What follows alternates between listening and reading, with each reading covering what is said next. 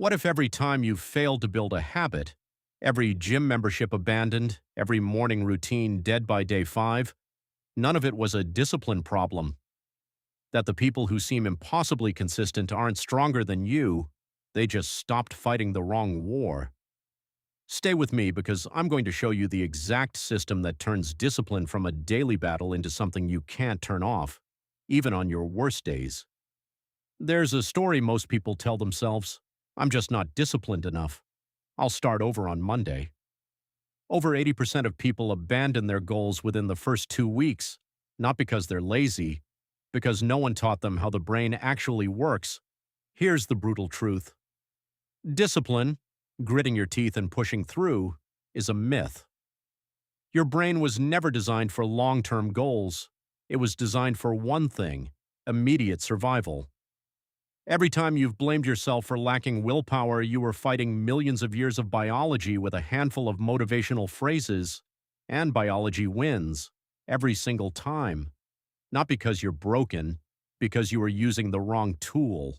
The fix has nothing to do with trying harder. Since 1200 AD, a bell rings every morning at 3:30 a.m. at Aiheiji Temple in Japan. Every morning, the monks rise, not because they feel motivated, because the answer to "will I do it today" was decided centuries ago. The question no longer exists in their minds. Your brain divides every commitment into two categories: reversible and irreversible. Reversible commitments become mental negotiations. Irreversible ones simply happen. Think about the last time you said, "I'll try to wake up early." How did that go? Now think about a 6 a.m. flight you had booked. Did you debate getting up? Of course not. Most people make private promises, and private promises are easy to break. A 2010 study found that people who declared their goals publicly were significantly more likely to follow through, because the brain treats social failure the same as physical danger. Write it down, sign it, say it out loud, stop making private wishes, start making public declarations. The moment you do, the negotiation ends. But identity alone isn't enough, because your environment is more powerful than your intentions. Always. Were your running shoes buried in the closet? Was your phone on the nightstand? That wasn't weakness. That was a design problem.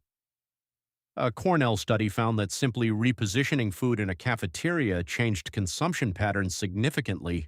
No motivation required. Just environment. Want to read before bed? Put the book on your pillow. Want to stop scrolling? Charge your phone in another room. Discipline doesn't come from effort. It comes from preparation.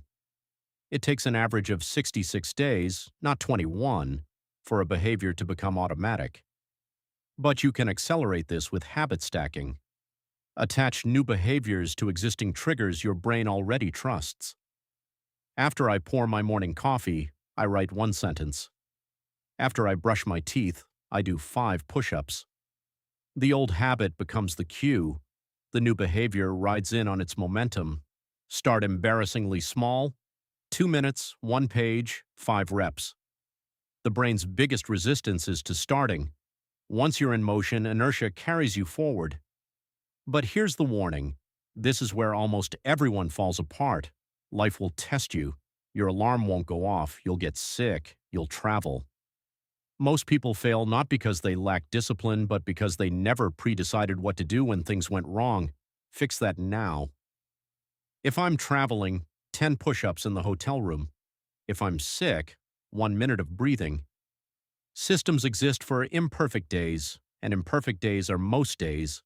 A river during a drought is still a river. The moment it stops, it becomes a memory of where water used to be. The moment you create a gap, you stop being someone who practices. You become someone who used to. After 90 days of an unbroken system, your identity changes. You are no longer someone trying to be disciplined. You become someone who simply cannot function any other way. Every time you execute, even imperfectly, even for 2 minutes, you are casting a vote for the person you believe yourself to be. Enough votes and the identity becomes undeniable. So stop waiting for motivation. Design your environment. Declare your identity publicly.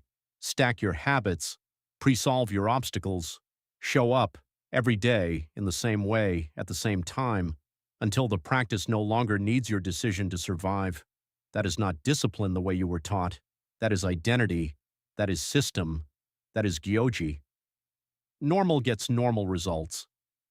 Tell me in the comments, what is the first habit you are declaring publicly today? Type it out.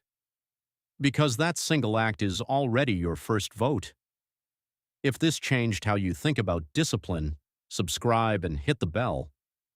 Here, we go deeper than ready-made phrases.